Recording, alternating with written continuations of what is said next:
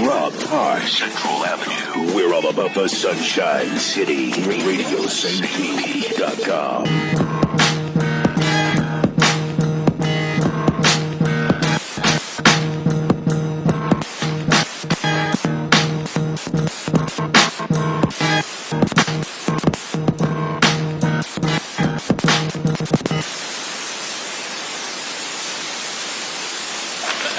Here again with his Halloween costume suggestions is Adam Sandler. Adam? Well,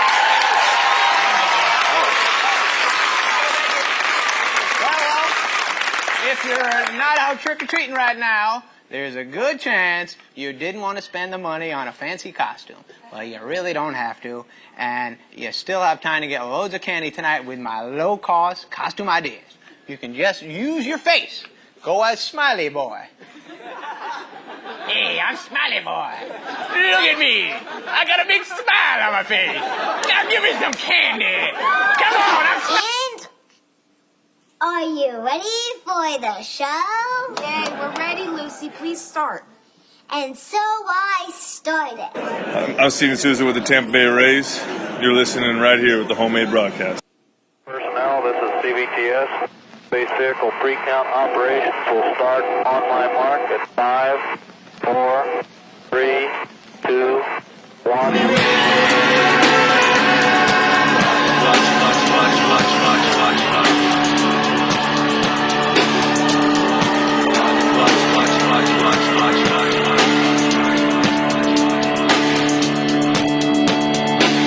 I close my eyes and seize it. I clench my fists and freeze it. I light my torch and burn it. I am the beast I worship. It is the very spooky homemade broadcast, HMBradio on RadioSaintPete.com. My name is Will Kuntz, folks. Still him and still here as the host of this program. Happy Halloween, boys and ghouls. We have a frightfully good episode for you tonight. I'm speaking in puns for a reason, believe it or not. Not just to be a hokey hack, but because we have a special guest this week who primarily understands puns. And he's been doing it since I've been a little kid. I used to watch him on the television on Channel 44 with his creature feature, and now his new Tombstone Tales on Channel 44 locally here in Tampa Bay.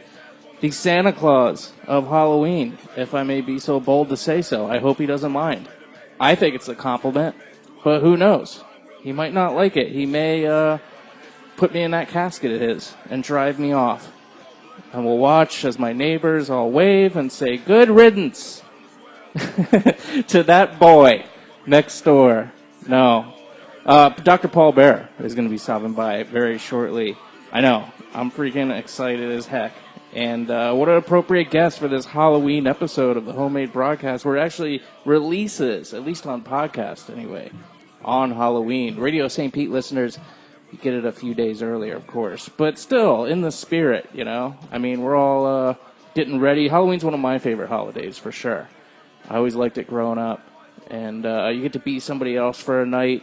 Thank God you get to take a rest from being yourself and really enjoy the world for once, really, when it comes down to it. So, yeah, Dr. Paul Bear is coming up very shortly. And I got a few things I want to talk about. But first, I want to say thank you very much to our sponsors. Good old Reliable, man. These people have been stuck with me, really, for one of them since the beginning, just about. And that is Tap House 61. 2061 Central Avenue. Go and have a pint and a laugh and listen to some great music every weekend. And it's just redone beautifully. The place is magnificent. In fact, let me pull up and see what's going on there. That would probably be a good thing. See what kind of events, what kind of music is taking place. I really do need to get a new computer because this one is bogged down. Because I have one of those Chromebooks. It's not even a real computer, really. It's more of a internet box. But so just waiting for this to pull up here. Come on, processing power, 6 years old. It's still kicking, though, you know? It's good stuff.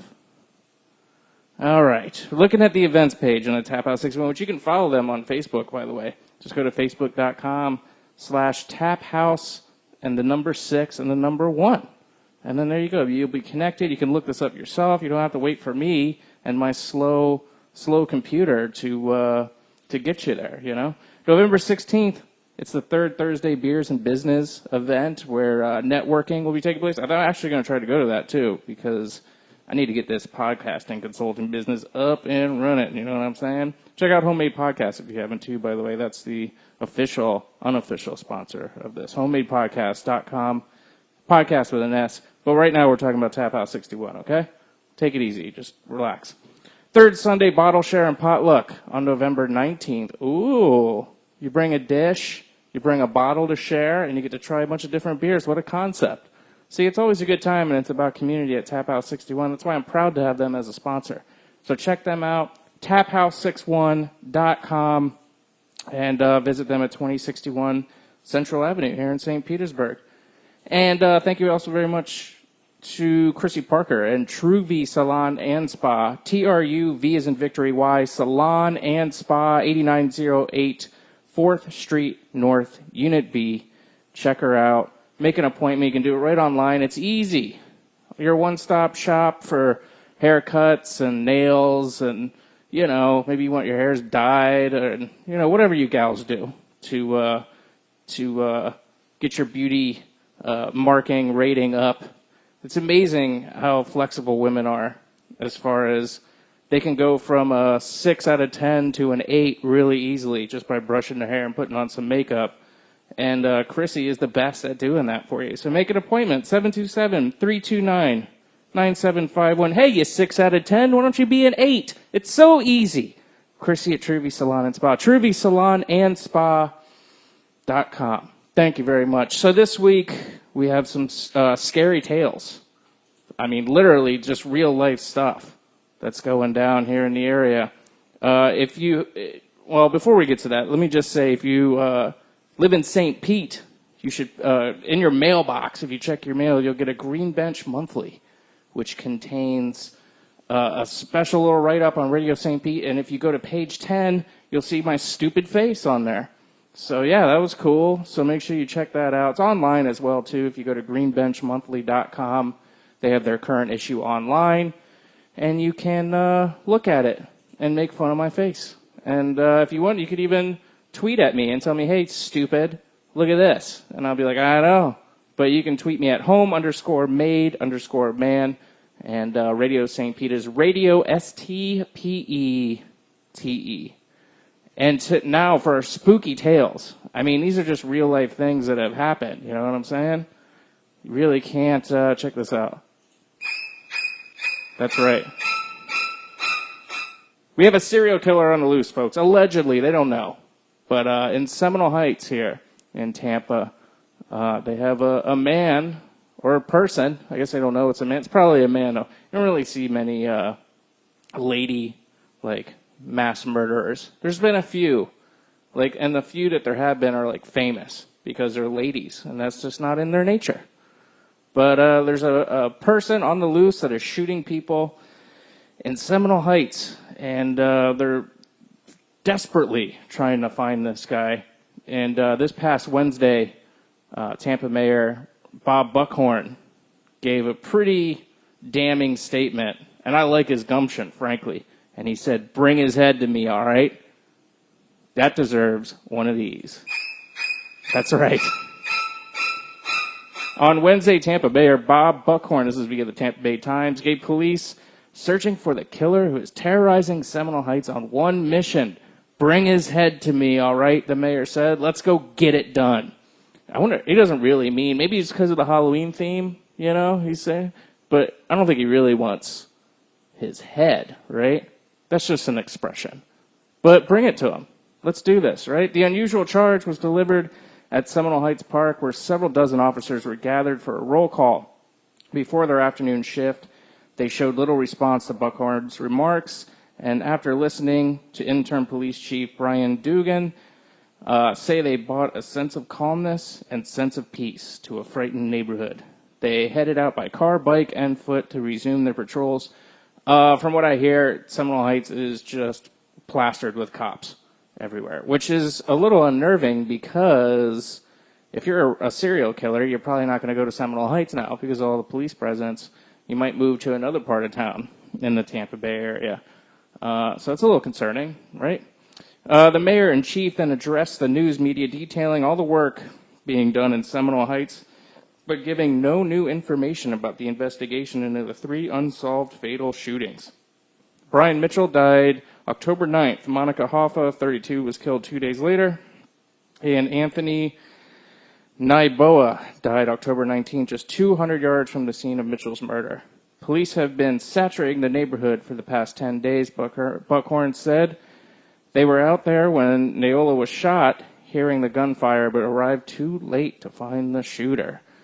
Ooh. Meanwhile, Tampa Electric Company and other public works teams have been cutting foliage, boarding up vacant buildings, and replacing burnout street lights. We're going to shine a very, very bright light on this, on this community, he said. Dugan thanked those officers as well as his officers. Oh, his workers and then the officers. Duh. Yeah, by the way, I'm not the best reader. I don't know if you noticed that, but I'm getting better. I'm trying to get better for you. In addition, in a phone call this week, Governor Rick Scott promised to help from the Florida Department of Law Enforcement and the Florida Highway Patrol. The chief asked any neighborhood residents who own home video camera systems to contact the agency. At the meeting this week, Dugan told a packed crowd at the Edison Elementary School that everybody at this point is a suspect. That's right, even you. That hasn't changed. People are calling in many tips, Dugan said, but they take time to explore. Yeah. Are we closer? Well, that depends on how you want to define that, he said, which means no. They don't have anything. The chief doesn't think Seminole Heights residents are afraid to talk, calling the area a good neighborhood where people generally cooperate with police. But officers will be going door to door, he said, and on the small chance someone with information has missed all the news. Dugan again refused to release information on any evidence gathered, such as ballistics. Yeah, I don't know how people, don't pick these things up. I work with a older lady, and she has a very busy life. Her kids are menaces, and she's kind of just preoccupied on her family, but has no idea about the outside world around her, which is just dumbfounding. I mean, if you ask her who's running for mayor or anything like that, she has no idea. No idea. And I think she's curious, but just doesn't take the time to learn about things. So it's possible that maybe somebody's seen something and just has no idea what's going on, I guess. Dugan again refused to release information on any evidence gathered, such as ballistics. Asked if he was comfortable with the term serial killer, Dugan said no and wanted people to keep an eye and an open mind as to who could be behind the attacks. We don't have enough information for those types of labels, he said. The news conference came as residents strolled around the park and children played in the water fountain. Buckhorn commended, oh my God, I'm the worst reader, Seminole Heights for its resolved in a scary situation. He insisted police would find the killer and the community would be safe for Halloween. Dugan went as far to promise that he would patrol the neighborhood himself as families go trick-or-treating, and said anybody who is nervous can walk right with him. So a lot of people going trick-or-treating this year with this officer. I don't know what I would do in that situation. Would you go out in Seminole Heights on Halloween and take the risk? I think with that many people around, you would be okay, right?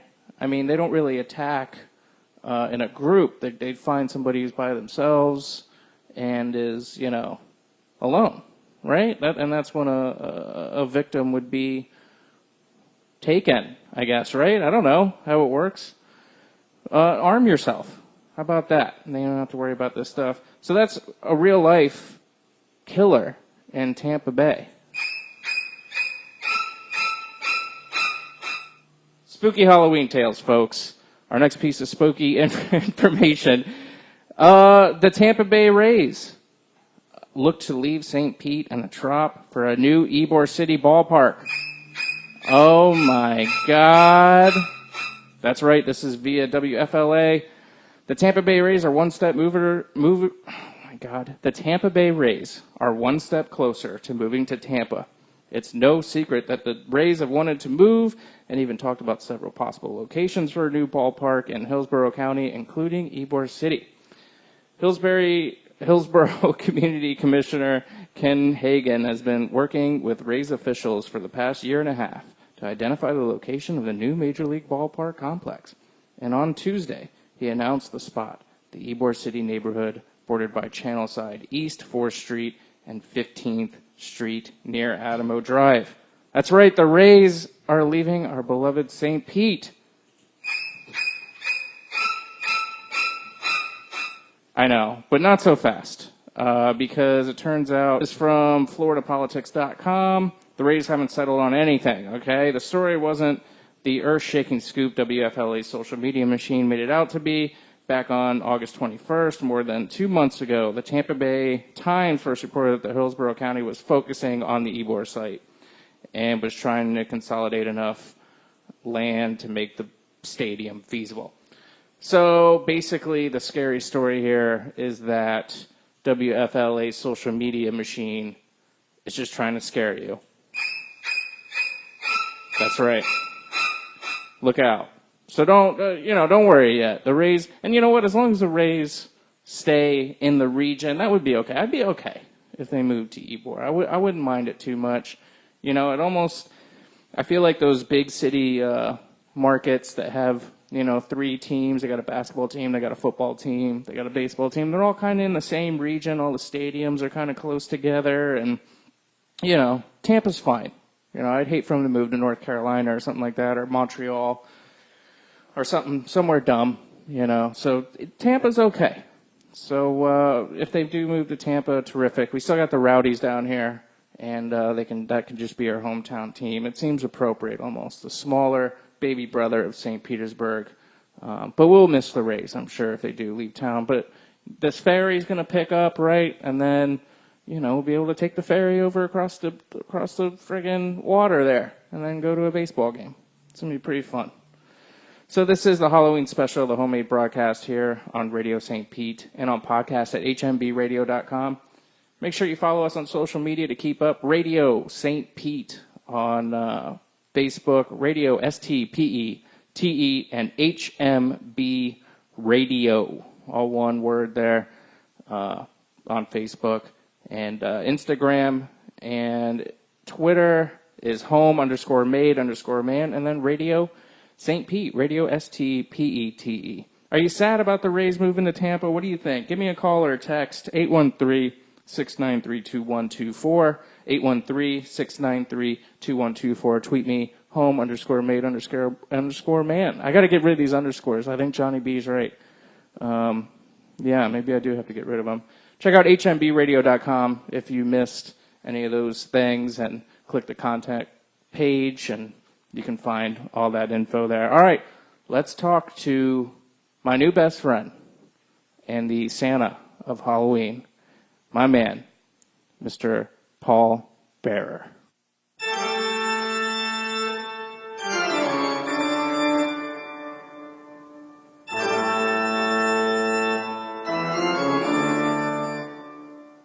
Dr. Paul Bearer, welcome to the homemade broadcast.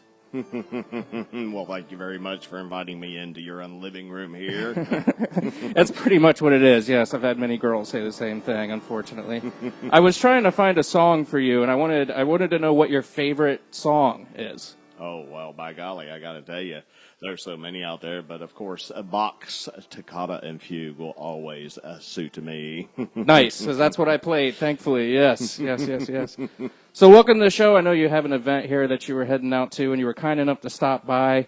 A legend here in the Tampa Bay area, for sure. I grew up watching you on Creature Feature, and I know we have some news that you just told me, which is...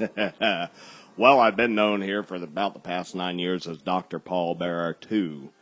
And after speaking with my friend, Patty Bennick, who is the widow of Dick Bennick, she graduated me to drop the number 2. I've earned the title of Dr. Paul Bearer. Yes, you have. That is pretty exciting, man. I got to say, because the 2 did kind of throw you off a little bit, because you were thinking, is it this son? Is it what do you call it, reinvention, and now you're just Dr. Paul?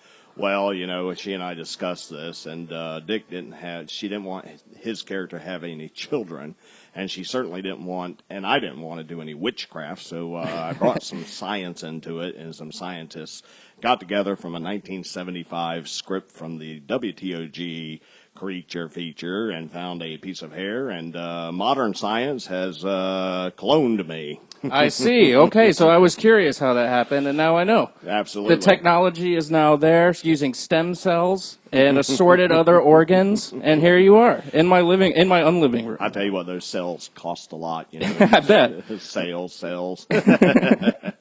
So, Dr. Paul, you're kind of like, especially in the Tampa Bay area, you're almost, to me, I hope this isn't offensive to you, but you're almost like the Santa Claus of Halloween. Oh, I'll take that title.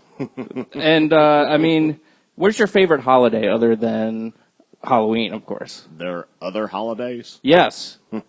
Well, I must say I do like Christmas. I call that the holidays. Mm-hmm, mm-hmm. And then there's Easter. I like to refer to that as Eek-ster. And Valentine's Day is all about my mummy. Puns, like them or love them? Well, it's normal to me, so I must love them. Where did that style of speaking come from? Because you're so good at it. It just comes naturally to you. As a child, I don't know. A lot of people hear songs and the tone and the words can sound different from what the lyrics actually are written. And I have played with words all throughout my life. And when I started doing Dr. Paul Bearer, it just came naturally. Yeah. Did you, what is some of your favorite Halloween costume ideas? Because I know you're like the magician of Halloween. Well, I like to see a lot of creativity, and everyone has their last minute Halloween costume ideas, and you can just take a box of cereal and put a knife in it and be a serial killer. You can always be a zombie. Of course, a lot of people don't even need to dress up to be a zombie. All they have to do is wake up. Mm-hmm. That's me every morning. That's right. I started doing this thing where I'm trying to run in the morning to try to be, semi-healthy, because I went to the doctor for my once-a-year physical, and boy, did he give me a bashing about my weight and lack of activity. So I'm getting up and trying to do that. Well, why don't you come work for me, and I'll stick you out there digging. It's tirelessly, and then eventually you become a night crawler. Yes, yeah, that's what I need to do, I'll tell you. Yeah, the cholesterol is a killer, and, I have to watch my cholesterol, but it's underneath my skin, and I can't see it. What is it? What is Dr. Paul's job? What exactly does he do for a living? Well, I'm a mortician, so I have lots of bodies in there. And what better job could you ask for than to come into work and your work's all laid out for you? Mm-hmm, mm-hmm. And we do a lot of digging, and then we set aside some time to do the show, and that's basically it. Yeah, so tell me about the show Tombstone Tales. How did that come about? Tombstone Tales. Well, I went to work for 44.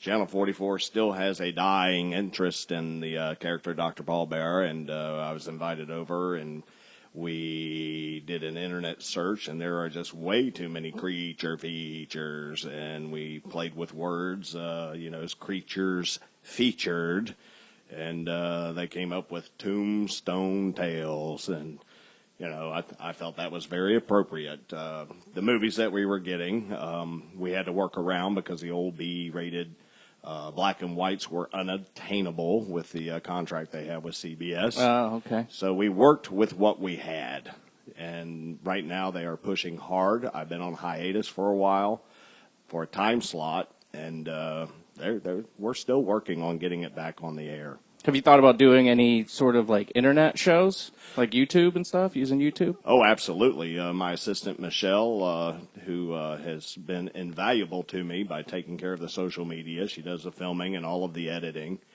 We have concentrated on Facebook. And if you go to the Facebook, just look up Dr. Paul Bearer and look up the TV show. Mm-hmm. You will see, and click on the videos, and there's a lot of them, let me tell you that. Yeah. I saw they range in length, too. Some of them are just like 6 seconds long, and it's just a joke, and then you're out. Correct. We try to do something in the month of October called the 31 Days of Halloween. So you will get a 10-second, 30-second, maybe 2 minutes. And then we always try to make something special. We have a Halloween special coming out on the 31st. And we also will try to do one major production a year. It's very hard to do because we all work and finances are limited. Mm-hmm. But we try to put smiles on everybody's faces for the Facebook. Right. So is the feature a Halloween thing? Is it going to come out on Halloween? That one will be out on Halloween. Yes, it will be going up online. What time on Halloween? Early in the morning, maybe 5 a.m. Early in the morning. Mm-hmm. Something really to wake up for. And so tell me about, you're doing the Facebook thing. You're doing, did I ask you your favorite song? Yes, I did. But you have your own studio. Yes, I do. In fact, we set up a studio at Richline and in the back room, and it is now not a portable studio. It is built in. Took about five good weekends, nights as well, to take the original set. We also had part of the set donated by Mr. Jason Thomas, who was doing the Professor Paul Bearer. Took all of the elements and combined them and came out with the tomb I call home, which is the tenement castle. And the tenement castle will always have a room for rent. That's right. And this is where all the shooting takes place for Dr. Paul? Pretty much, yes, sir. Is there any dedicated studio space at 44, or is it? Yes, in fact, the set is still set up. It is set up in the original position where Dick had his set. Yeah. He had two sets. He had an old-fashioned set, which he brought with him and would set up, and then he convinced 44 that the set, because of the transit to and fro the studio, was getting torn and tattered. So he convinced them to build a nice studio, and that one had the arched door. Now, when I came along, I had already built the set, but I had built a copy of the original set, and we set it up in the position of the new set, and the two elements were combined, and it's awesome. Yeah, right on. So was there any other people that were playing the Dr. Paul character, or is it? No. Dick was the one and only, and then 2009 I did a little tribute, and a lot of people thought that I was Mr. Bennett or his son, and I am only related by character. Mm-hmm. And the momentum and the well wishes took me a step further.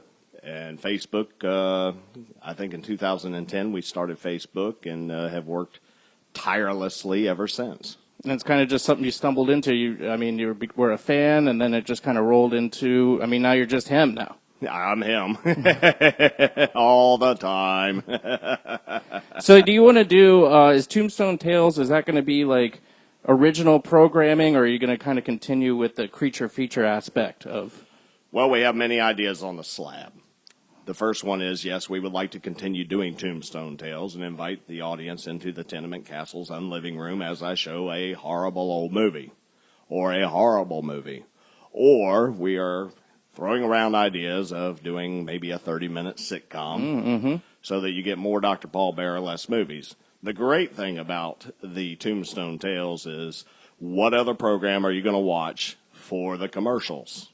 Because that's where we put Dr. Paul Bearer is in the commercials. Mm-hmm. So local advertisers could really benefit from that. Yes. Yeah, absolutely. Keeping it very localized. I'm finding that, too, trying to nail down that as well. And they could take it a step farther. We could actually have Dr. Paul Bearer in the commercials. So you have commercials with Dr. Paul Bearer and the Dr. Paul Bearer segments. Yes. And it would be something that would draw a lot of viewers, at least two more. Definitely, yes, at least.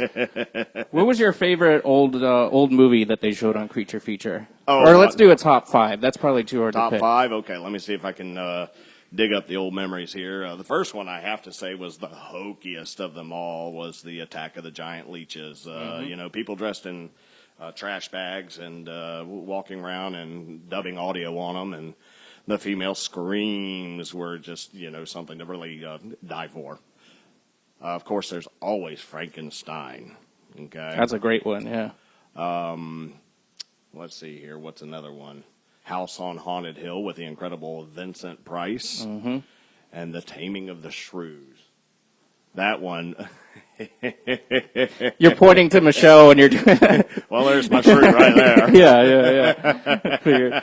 Oh, Dr. Paul. Oh, it's, back then we didn't have technology. And I am really a fan of creativity. And for them to try and put little stuffed dogs trying to get their victims and, again, adding the audio, it just really tickles my funny bone.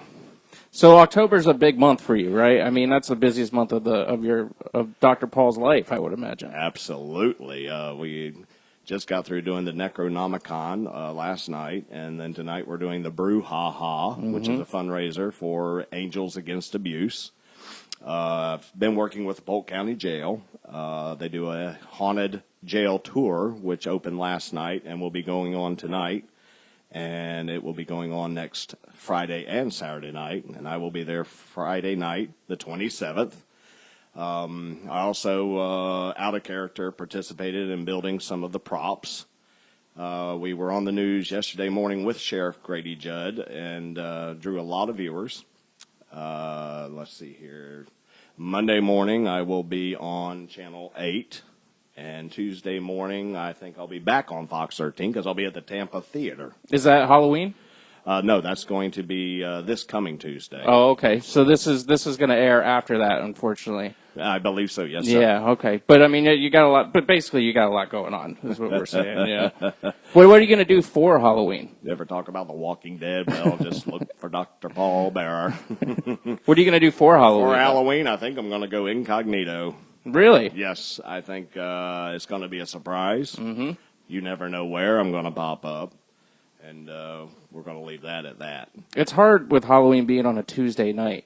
It's the best when it's like Friday or Saturday. Even Sunday you can kind of get away with, but during the week it's tough, It just kind of throws everything off. When it falls on Fright Day, of course, that's an appropriate day, and then there's always Scatter Day.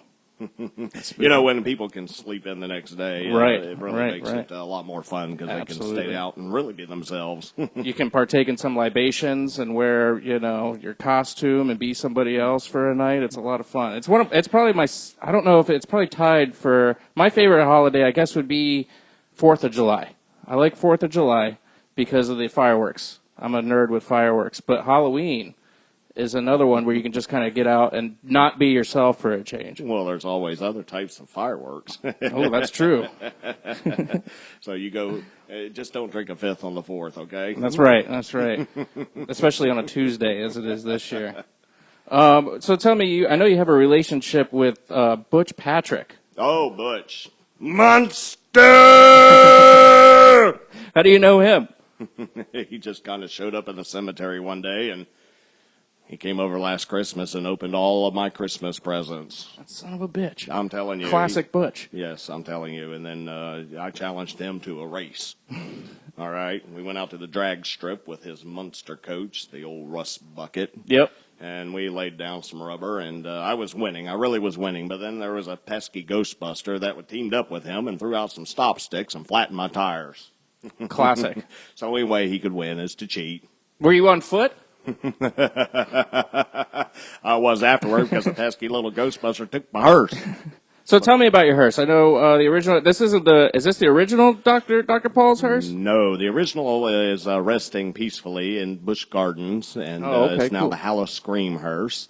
I came across a 1994 Lincoln Tomb car, which I converted over to the new Dr. Paul Bearer hearse. It has air conditioning, let me tell you, very important. Yeah, absolutely. You got to have it down here. Did the original one not have AC in it? Oh, no. Oh, my God. And he named her Patty Hurst. Yeah, right. I just named mine Hurstine after Christine. So then how is that reliable transportation? A 94 Lincoln, I would imagine, has to be a nightmare. Oh, absolutely. Well, no, it gets me there, except for when the battery dies. No leaks? No leaks. Man, I had Don't you say that? No, yeah, I don't want to jinx you, knock on wood here. But yeah, I had a 94 Cadillac, and it leaked everything. It leaked coolant, oil, brake fluid, so I eventually had to just let it go. So I guess a Lincoln is a superior motor vehicle to the Cadillac. Well, I certainly hope so, but if she starts bleeding, I will definitely have to dress that wound. Are you a handy guy? Are you able to fix the hearse yourself? I'm handy. I've got two of them right here. I also can be very eerie. I've got two also. Oh, yes, I can turn a wrench. Yeah? So you said you built your own sets, too. Oh, yes. Construction is a little bit of a off time for me. It passes the time, and I definitely look at what I do and stand back and I absorb it. And I get very proud.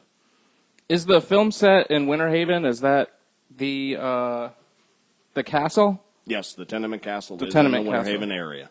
Okay, so that's the same thing. So what do you do outside of October when it's not Halloween? You got all this downtime.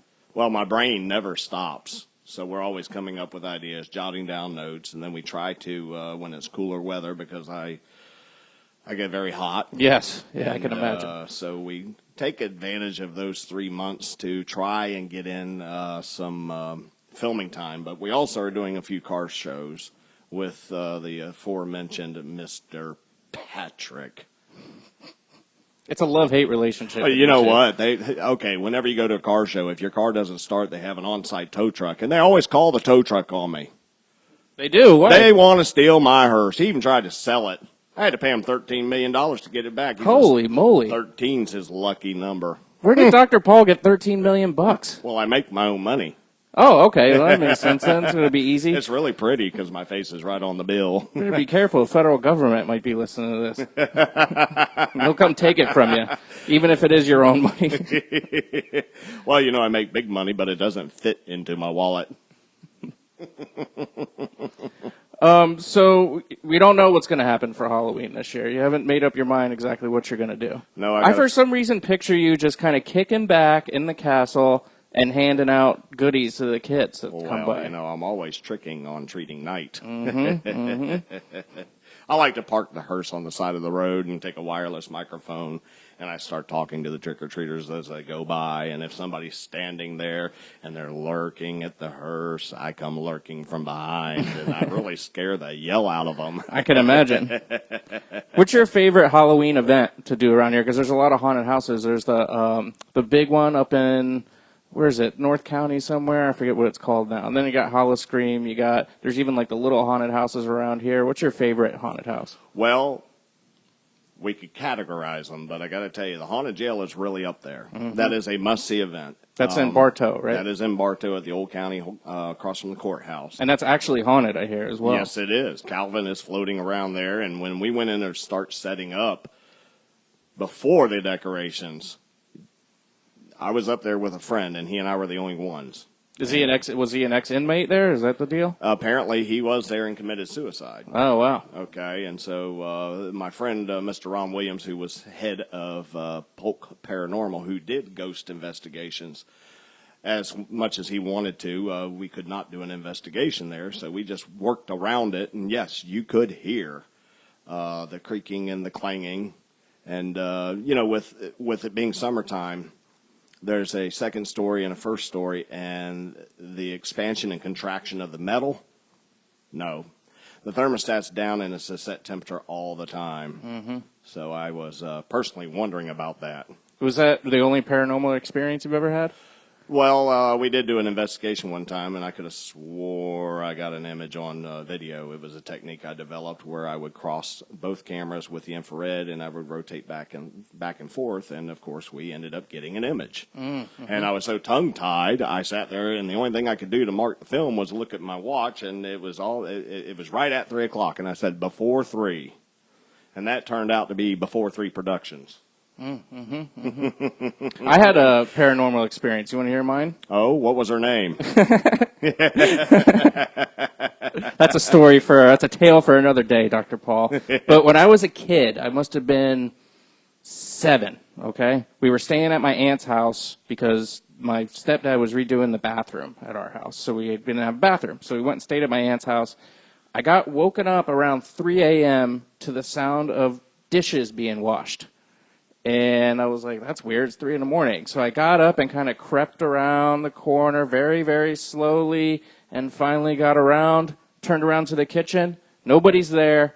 dry dishes in the drying bin thing. Really? Alice from the Brady Bunch must have been there. No, I call it the Frady Bunch. But I wonder, like, maybe I was a kid and I was just sleepwalking or imagining something, but it seemed very real to me. There's a lot of reported incidences that cannot be, they just cannot be explained. I'm kind of the debunker. And if I can find a logical explanation, I will try to prove it. That's usually the right answer, if you can find the easiest one. Correct. But There was actually one where the lady contacted Mr. Williams and told him that her microwave would come on and off all by itself. Well, I know somebody that is very much into the appliance repair business, and come to find out that particular model had a recall because the relay kept sticking. Easy as that, yeah. Did she believe it, or was she still in her head like, nope, it's a ghost? Oh, no, we had to convince her. Of course. So the microwave was taken from her home while she was at work, and the relay was replaced, and then we told her we can't find anything and never heard from her again. You know, some people are just like that. They're very persistent. Oh, sure. Believe me, I know. And belief perseverance, I believe that's called, too, when you're presented with data. That is correct. But, you come to the tenement castle, and I have all ghosts all around. Mm-hmm. Normal to me.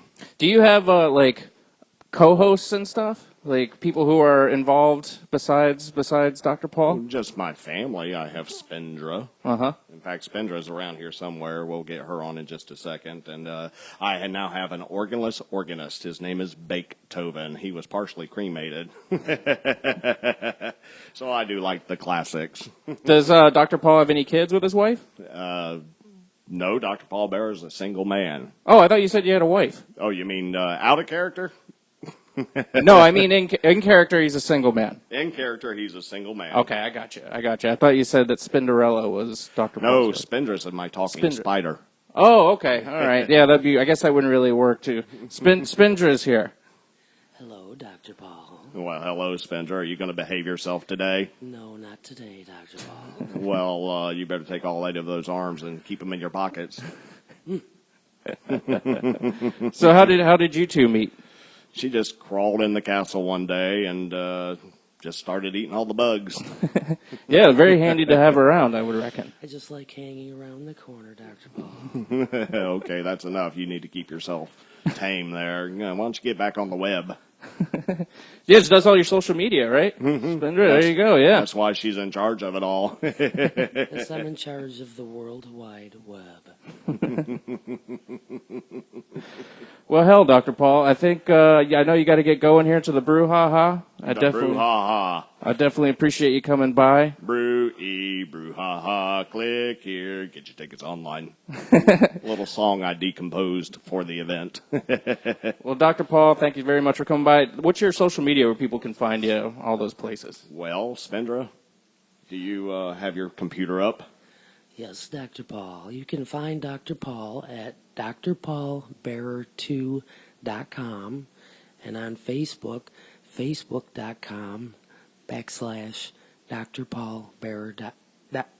Dr. Paul Bearer 2. I'm sorry, Doctor. Get that fly out of your mouth. Now, is that going to change once the...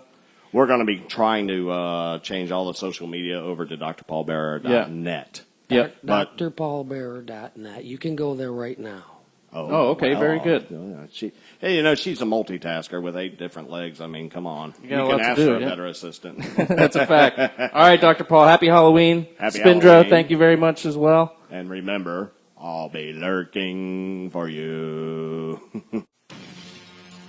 There we go. The HMBradio Spooktacular has come to an end. Thank you, Paul. My man, Mr. Paul Bear, for stopping by. What a better guy to talk to on Halloween than Dr. Paul, right? That worked out really good. Thank you very much. And thank you for listening to the homemade broadcast this week. If you're listening on Radio St. Pete, make sure you stay tuned for Frank Rivera's Jazz Show coming to you from Dunedin, Florida. And coming up after that is the Indie Circuit. And if you're listening on podcast, hey, I certainly appreciate that. If you're not listening on podcast, make sure you go and subscribe. Just search HMB Radio Tampa Bay on your iTunes, your Stitcher, wherever you're getting your podcasts. It should be there. Hit subscribe. Then after that, make sure you give a 5-star rating on there. It only takes a second. It really helps us out here. And I'll be forever in your debt. I'll send you stickers, too. How about that? What do you think? If you want some, just send me your address to the homemade broadcast at radiostpete.com, and I'll get those out to you. Leave me a voicemail or a text, 813-693-2124, if you want to make fun of me for my reading out loud skills. I don't blame you. You should. So that would be the place to do that. And Twitter and Instagram, home_made_man, and follow Radio St. Pete as well. Just Radio STPETE, and that's where you can find Radio St. Pete on Facebook as well. And you can find me on Facebook at HMBradio, Hotel Mike Bravo Radio. And, yeah, this is Will Kuntz. This has been the Halloween Spooktacular. This is HMB Radio on Radio St. Pete. And I'll talk to you, boys and ghouls, next week. Have a good one.